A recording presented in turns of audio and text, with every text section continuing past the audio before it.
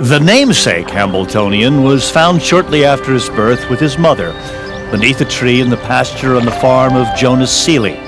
The discovery was made by a hired hand, William Risdick, who grew so attached to the colt that Seeley agreed to sell him both the mare and the foal. Risdick had to go into debt to come up with the money, but he was so convinced that his fortune lay with the colt that he managed to get the loan and took his prized possessions down the road to his own small farm.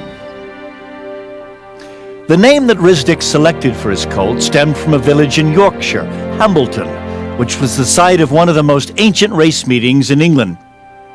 The colt was actually registered as Hambletonian 10. He was exceptionally well bred, a great-grandson of the thoroughbred champion Messenger, and Risdick put Hambletonian to stud at the age of 2. Before he died 25 years later, in 1876, Hambletonian had been bred to over 1,900 mares, producing more than 1,300 foals. Not surprisingly, he was called Old Bull for these prodigious efforts, making Risdick a rich man. In today's dollars, Hambletonian stud fees ranged as high as $5,000 a session, and he made as much as $200,000 a year. His progeny soon ruled the tracks. In the 1920s, 3 visionaries decided that harness racing needed a classic event. Harry Reno, a promoter, conceived the event as a futurity for 3-year-old trotters. John Bauer, who owned and published the magazine Horse Review, and his Grand Circuit reporter Joseph Markey enthusiastically supported the idea of such a race in print. Naming the race for the great father of the standardbred made the proposal that much more popular. And so it was that the industry was invited to bid for the rights to the inaugural Hambletonian. The sealed offers were opened on New Year's Day, 1926, and Syracuse won with an unprecedented purse of $70,000. A group of sponsors formed the Hambletonian Society. Their mission was to administrate the Hambletonian, a responsibility that continues to this day. A field of 14 faced the starter in that first Hambletonian. In the next 3 years, the Hambletonian moved between Lexington, Kentucky and Syracuse. In 1929, an historic event occurred which has never been repeated. There were 8 entries in the race. Walter Cox trained 4 of them, and they finished 1, 2, 3, and 4, with Cox driving the winner, Walter Deere. Entrepreneur and promoter Bill Kane, the owner of Walter Deere, very much wanted to host the Hambletonian himself, and he had the required track in Goshen, New York. The formal announcement was made in February, and the Hambletonian was on its way to Goshen. 26 Hambletonian winners, from Hanover's Bertha to The Intruder, were crowned at Kane's sprawling 3-cornered track on the history-packed grounds once known as Fiddler's Green. Death of Bill Kane, the contract to conduct the Hambletonian was once again up for grabs. The Hayes family of DuQuoin, Illinois, won the bid and carried on the Country Classic from 1957 through 1980, staging it at the DuQuoin State Fair, maintaining that special quality that sets the Hambletonian apart from all other races.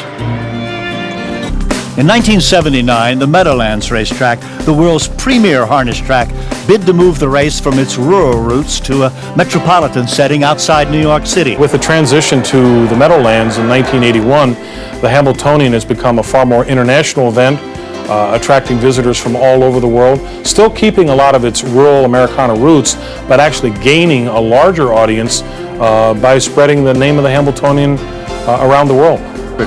In 1983, the purse of the Hambletonian reached the magic $1 million mark, where it remains today. The Hambletonian's prestige, its riches, and its drama make it the ultimate measurement of harness racing greatness. Even after 75 years, relatively few have been able to say that once, just once, their horse was the best in the world. So powerful is the allure of that silver bowl that each time the Hambletonian is contested, a rich cast of characters, both human and equine, assemble, all with the same intent. The sure thing, the long shot, the dark horse, they've all had their moment upon the Hambletonian stage. Bambino and Bonefish and Noble Rogue down along the inside.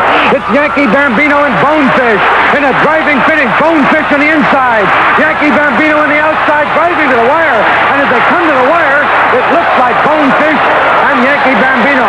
They race to the wire. Noble hustle between them. Burgermaster coming on. Racing in the lane. Devil Hanover closing down also. Between Goddard, Burgermaster. Here comes Devil Hanover. On the inside, Noble hustle driving right back. Burgermaster is going to win the 1980 Hambletonian.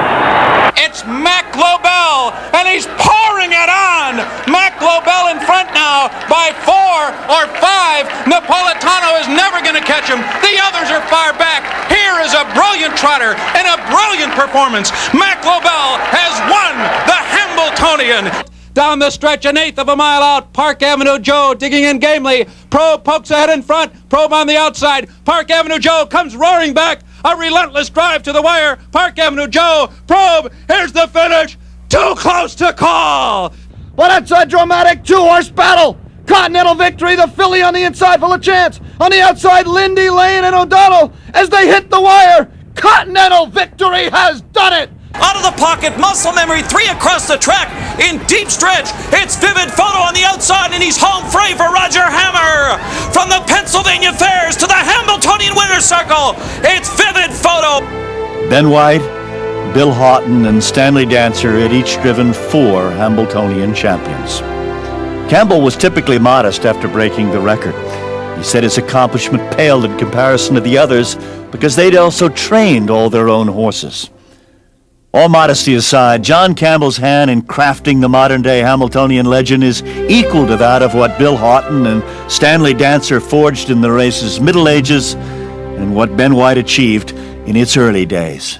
It's still the greatest race there is the Hambletonian. You can take the records away, horses will go faster, horses will win more money, but there's only one Hambletonian winner each year, and that's the culmination of a dream.